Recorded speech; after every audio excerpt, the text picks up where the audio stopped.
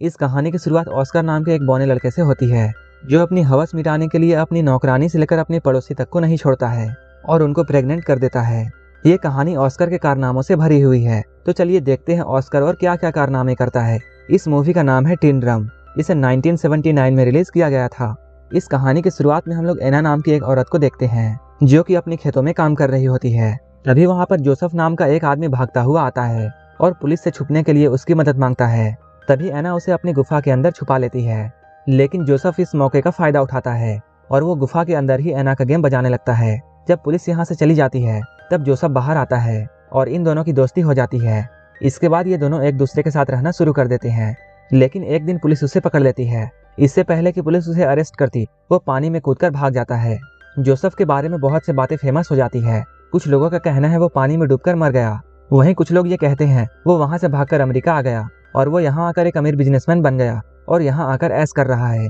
वहीं दूसरी ओर हम लोग एना और उसकी बेटी एग्नेस को देखते हैं, जो कि बाजार में सामान बेचकर अपना गुजारा कर रहे हैं।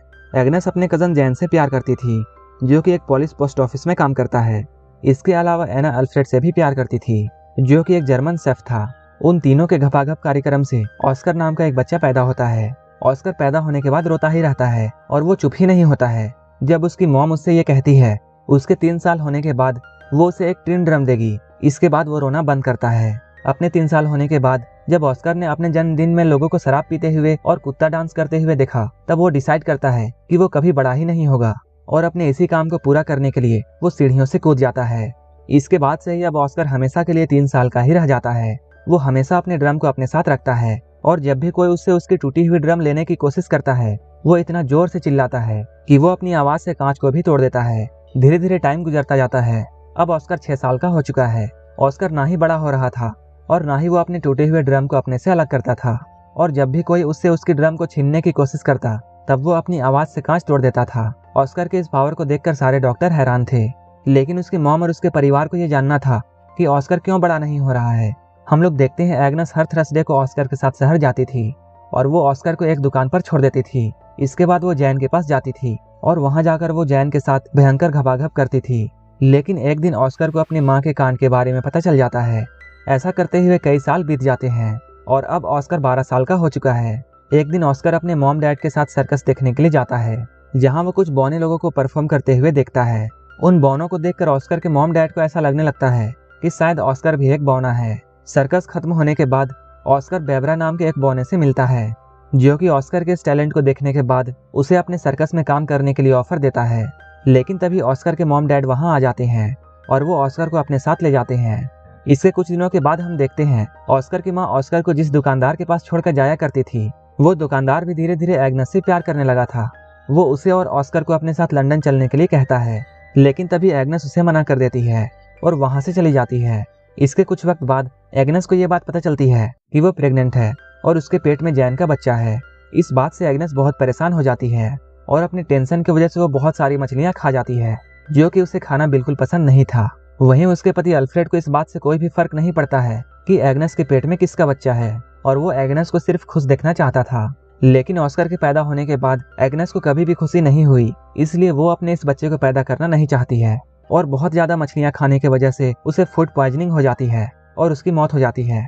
इसके कुछ सालों बाद हम लोग ऑस्कर को देखते हैं, जो कि अपनी टूटी हुई ड्रम को ठीक कराना चाहता है। ये सब उस वक्त में हो रहा था जब जर्मनी पूरे पोलैंड में हमला करके उस पर पूरा कब्जा करने की कोशिश कर रहा था। वहीं पोस्ट ऑफिस में भी पुलिस लोग जर्मनियों पर हमला करने की तैयारी कर रहे थे। तभी अचानक जर्मन्स का उन पर हमला हो जाता है।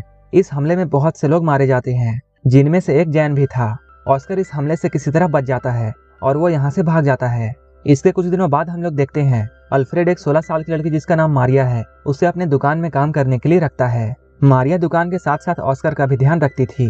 धीरे धीरे ऑस्कर को मारिया से प्यार होने लगता है। ऑस्कर की उम्र भी मारिया जितनी ही थी, लेकिन मारिया को इस बात पर यकीन नहीं था और वो ऑस्कर को अभी भी बच्चा मानती थी।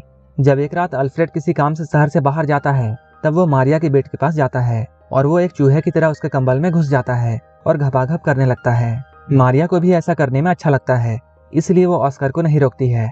धीरे धीरे ऑस्कर उसके और भी करीब आने लगता है, लेकिन अचानक एक दिन उसे ये बात पता चलती है कि मारिया का अफेयर अल्फ्रेड के साथ चल रहा है और मारिया अल्फ्रेड से बहुत प्यार करती थी, लेकिन अल्फ्रेड सिर्फ उसका यूज कर रहा था। मारिया इस बात से बहुत ज्यादा दुखी होती है और वो रोने लगती है। इस मौके का फायदा उठाकर ऑस्कर उसके पास आता है और उसे संभालने की सोचता है, लेकिन मारिया को बहुत गुस्सा आता है और वो ऑस्कर को बौना कहकर उसके पिछवाड़े पर लात मारती है। कुछ महीनों बाद हम लोग ये देखते हैं कि मारिया अल्फ्रेड के बच्चे की मां बनने वाली थी और ऑस्कर उस बच्चे को मारना चाहता था, लेकिन मारिया ऐसा होने नहीं देती है। कुछ दिनों बाद मारिया एक लड़के को जन्म देती है।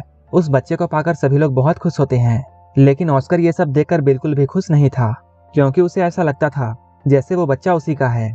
वहीं दूसरी ओर हम लोग ऑस्कर के दोस्त बैबरा को देखते हैं, जो कि वर्ल्ड वॉर 2 के दौरान नाजी आर्मी में एक बड़ी पोस्ट पर काम कर रहा था। फिर एक दिन वो ऑस्कर को भी अपनी टीम में आने के लिए बोलता है। ये लोग पेरिस में एक परफॉर्मेंस करने वाले थे। ऑस्कर इन लोगों के साथ मिलकर सारे लोगों को अपना टैलेंट दिखाता है। उनके साथ काम करते हुए उसे अपनी टीम की एक लड़की जिसका नाम रोज बीता है, उससे प्यार हो जाता है। अब कई दिन ऐसे बीत जाते हैं। अब ऑस्कर अपने बौने दोस्तों के साथ बहुत खुश था और वो अपनी जिंदगी अपने हिसाब से जी रहा था और वो जब चाहे जैसा कर सकता था। लेकिन एक दिन अचानक अमेरिकन का वहां हमला हो जाता है। ऑस्कर की गर्लफ्रेंड रोजबीता इस हमले में मारी जाती है। उस हादसे के बाद ऑस्कर अपने घर वापस आ जाता है। यहाँ आकर वो मारिया के 3 साल के बेटे को एक वैसा ही ड्रम गिफ्ट करता है जैसा कि उसे अपने 3 साल की उम्र में मिला था। लेकिन मारिया ऑस्कर के यहाँ आने से बिल्कुल भी खुश नहीं थी, लेकिन अल्फ्रेड अपने बेटे के यहाँ आने से बहुत खुश था। अल्फ्रेड अपने बेटे को उन लोगों से छुपा कर रखता है जो कि ऑस्कर को हॉस्पिटल ले जाकर उसका इलाज करना चाहते थे, क्योंकि अल्फ्रेड को ऐसा कभी नहीं लगता था कि ऑस्कर आम लोगों से अलग है। शहर की हालत धीरे धीरे बिगड़ने लगती है। इसके बाद डर के मारे अल्फ्रेड अपने पड़ोसी लीना और अपने बेटे ऑस्कर को बेसमेंट में छुपा कर रखता है। इसके साथ अल्फ्रेड को अपने नाजी होने की बात भी छुपानी पड़ती थी, लेकिन अचानक एक दिन रशियन सिपाही उनके घर पर घुस जाते हैं और वो अल्फ्रेड के सामने ही लीना के साथ जबरदस्ती करने लगते हैं। वहीं अल्फ्रेड को नाजी सिपाही होने की बात छुपाने के लिए ऑस्कर उसे एक चिन्ह देता है जिस पर नाजी होने की बात लिखी हुई थी। तभी अल्फ्रेड उस चिन्ह को निगल लेता है, लेकिन वो चीज जाकर अल्फ्रेड के गले में फंस जाती है और उसकी मौत यहीं पर हो जाती है। अगली सुबह मारियस नाम का एक आदमी अल्फ्रेड के दुकान पर आता है और अब वो उस दुकान का नया मालिक था। दुकान को अपने कब्जे में करने के बाद मारियल अल्फ्रेड का फ्यूनरल कर देता है, क्योंकि उसने हाल ही में अपनी पत्नी और बच्चों को खोया था और वो जानता था किसी अपने को खोना कैसा लगता है। अल्फ्रेड के मरने के बाद ऑस्कर को भी ये बात समझ में आ जाती है कि अब उसका इस दुनिया में कोई नहीं है। इसके बाद ऑस्कर फिर से ये डिसाइड करता है कि अब वो बड़ा होगा। इसके बाद ऑस्कर अपने ड्रम को भी अल्फ्रेड के साथ दफना देता है, लेकिन तभी कहीं से एक पत्थर आता है और वो सीधा जाकर ऑस्कर के सर पर लगता है, जिसकी वजह से ऑस्कर वहीं पर बेहोश हो जाता है। यहीं पर एक आदमी इन लोगों को बताता है कि ऑस्कर अब बड़ा होने लगा है। मूवी के लास्ट सीन में हम लोग ये देखते हैं एना को छोड़कर बाकी सारे लोग इस शहर को छोड़कर जा रहे हैं, जहां ऑस्कर को पता चलता है कि उसके चिल्लाने की शक्ति अब जा चुकी है। और लास्ट में एना वहीं पर रह जाती है जहां से इस कहानी की शुरुआत हुई थी और यहीं पर यह मूवी खत्म हो जाती है। अगर आपको ये मूवी अच्छी लगी हो तो एक लाइक जरूर कर देना और ऐसे ही मूवीज के लिए मेरे चैनल को जरूर सब्सक्राइब कर लेना। तो मिलते हैं हमारे नेक्स्ट वीडियो में।